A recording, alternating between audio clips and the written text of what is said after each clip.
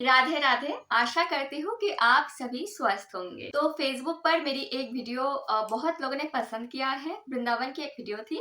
तो उस वीडियो के बाद से ही बहुत सारे लोगों ने मुझसे प्रश्न किया है कि भक्ति कैसे किया जाए। तो पहली बात तो ये मैं एक स्पष्टीकरण देना चाहूंगी कि तिलक करके वीडियो अपलोड करने से कोई भक्त नहीं बन जाता। वैसे ही मैं अपने आप को भक्त नहीं समझती, क्योंकि मेरी उतनी तो क्षमता नहीं है कि मैं अपने आप को भक्त कहला सकूं।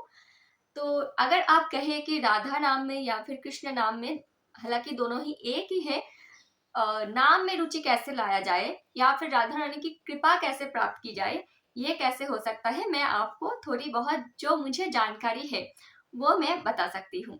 क्योंकि अगर मैं वृंदावन जा पाई, या आप ये कह सकते हैं कि वृंदावन की जो धूल है उसे मैं स्पर्श कर पाई, वृंदावन की जो हवा है वो मुझे छू कर जा पाई, तो इसका मतलब यही है कि राधा रानी ने कहीं ना कहीं तो मुझ पर कृपा की होंगी कि मैंने वृंदावन दर्शन की कृपा लाभ कर पाई, है ना। तो मेरे हिंदी में थोड़ा गड़बड़ है, तो क्योंकि मैं बंगाली हूँ तो आप लोग समझ जाइएगा। क्योंकि आशा तो इसलिए ही होता है कि एक दूसरे के मन का जो भाव है वो हम प्रकाश कर पाए। तो आप लोग थोड़ा एडजस्ट करके मेरी भाषा को समझ लीजिएगा। और इस वीडियो में मैं अपनी मनगढ़ंत कोई बात नहीं कहूंगी। जो श्लोक है, जो शास्त्रों में बताया गया है, मैं वही कहूंगी। देखिए, नवधा भक्ति जो है वो एक श्लोक में वर्णन किया गया है।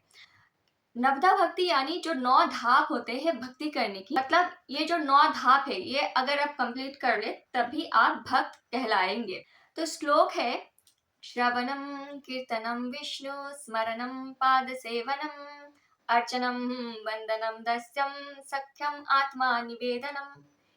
इस श्लोक में पूरा जो 9 धाप होते हैं वो वर्णन किया गया है। श्रवणम जो प्रथम धाप होती है वो क्या है, श्रवण।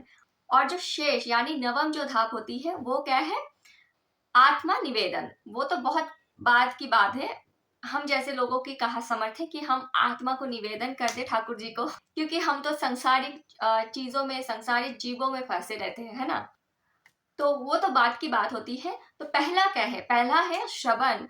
अगर आप एकदम ही बिगिनर है, मतलब आप कुछ नहीं मालूम कि भक्ति क्या होती है, भगवान क्या है, राधा नाम से क्या मिलती है, तो आप श्रवण कीजिए। श्रवण आपको क्या करना है, ठाकुर जी की कथाओं का श्रवण करना है, ठाकुर जी की लीलाओं का श्रवण करना है, ठाकुर जी के भक्तों का श्रवण करना है, क्योंकि ठाकुर जी अपने भक्तों से बहुत प्रेम करती है। अगर आपको कृष्ण भगवान में रुचि हो तो आप श्रीमद् भागवत की जो सप्त दिवसीय कथा है वो श्रवण कर सकते हैं। अगर आपको राम नाम में रुचि है तो आप रामचरितमानस की कथा सुन सकते हैं। हालांकि दोनों ही अगर सुन ले तो सोने पे सुहागा है। अब आप लोग प्रश्न करेंगे कि किसकी कथा सुने, तो देखिए, वक्ता सब एक होता है, क्योंकि अगर वो व्यास पीठ पर बैठ रहे हैं इसका मतलब ये है कि वो पूजनीय है और उनको श्रद्धा करनी चाहिए। अगर आप मुझसे पूछे कि मुझे कौन पसंद है वक्ता के रूप में, तो मुझे तो सभी अच्छे लगते हैं, लेकिन खास करके इंद्रेश जी हैं, उनकी जो सुर है वो तो, मतलब भजन जो है उनकी, वो तो एकदम क्या ही बताए। उनके भजन सुनने के बाद भी अगर आपके हृदय में कृष्ण के लिए प्रेम न जगे तो आप समझ लीजिए कि आपको भी बहुत दूर तक चलना पड़ेगा। लेकिन अगर आप बिगिनर है तो आप या तो इंद्रेश जी, या तो देवी चित्रलेखा, या तो जया किशोरी जी, इनमें से किसी का भी कथा सुन सकते हैं। और अगर आप एक आध दो दिन सुन लिए कथा, आपको समझ में आने लगे हो कथा, तो आप गौरदास जी महाराज की कथा सुन सकते हैं। वैसे इंद्रेश जी और गौरदास जी महाराज, इनकी कथा ही मैं ज्यादातर सुनती रहती हूँ। इसका मतलब ये नहीं कि मुझे इंद्रेश जी अच्छे लगते हैं तो आपको भी अच्छे लगे, आपको भी समझ में आए उनके भाव को, है ना। तो आपको सुनना पड़ेगा। आपको मतलब एक दिन इनके सुन लिया, एक दिन उनका सुन लिया, है ना, ऐसे करके आपको सभी के कथा सुनना पड़ेगा। तो अब एक बात ऐसा आएगा कथा सुनते सुनते कि नवधा भक्ति की जो द्वितीय धाप है, क्या था, कीर्तन है, सवनम कीर्तनम, यानी कीर्तन। तो आप खुद से ही कीर्तन करने लगेंगे, आप खुद से ही ठाकुर जी का भजन करने लगेंगे। आपको भजन में बहुत ही रुचि आएगा। आपको जो बॉलीवुड सॉन्ग्स है वो पसंद नहीं आएगा, आपको सिर्फ भजन ही पसंद आएगा। ये अवस्था कब आएगी, जब आप कथा सुनेंगे, ठाकुर जी का लीलाओं का वर्णन सुनेंगे, आपको पता चलेगा कि वो कितने प्यारे हैं, कितने महान हैं, है ना। हम जैसे पापियों को सहारा देते हैं, भले ही हम कितने पाप कर ले, लेकिन भगवान के पास हमारे लिए जगह रहते ही रहते हैं। तो अगर आप कथा सुनेंगे तब जाके आपको ये सब बातें पता चलेगा, है ना? तो कथा सबको सुननी चाहिए, चाहे वो कितना भी छोटा क्यों ना हो, कितना ही बड़ा क्यों ना हो, है ना? तो मुझसे तो जो कोई भी पूछता है मैं क्या करूँ, तो मैं तो सबको ही कथा सुनने के लिए रिकमेंड करती हूँ। भले ही आप इंद्रेश जी की सुन लीजिए, भले ही आप गौरदास जी महाराज की सुन लीजिए, सब एक ही है, सब तो वही ठाकुर जी की ही बातें करती है ना, तो किसी से भी सुन लीजिए, एक ही बात है। बात ये है कि आपको खुश होकर, प्रसन्न होकर कथा सुनना होगा।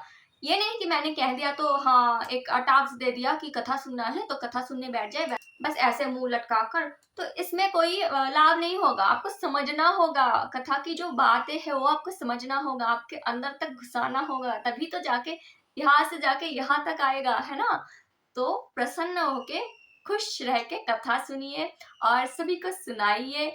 और कथा सुनने के बाद एक बार अगर हो सके तो कथा की चिंतन कीजिए कि हाँ, वक्ता ने ये कहा था, हाँ, इंद्रेश जी ने ये कहा था, ठाकुर जी ऐसे होते हैं। अगर आपको मेरी वीडियो अच्छी लगी हो, अगर आप पॉजिटिविटी और स्पिरिचुअलिटी में इंटरेस्टेड है तो मेरे चैनल को सब्सक्राइब कर दीजिए। आगे बहुत सारे इंटरेस्टिंग टॉपिक में वीडियो आने वाले हैं। राधे राधे।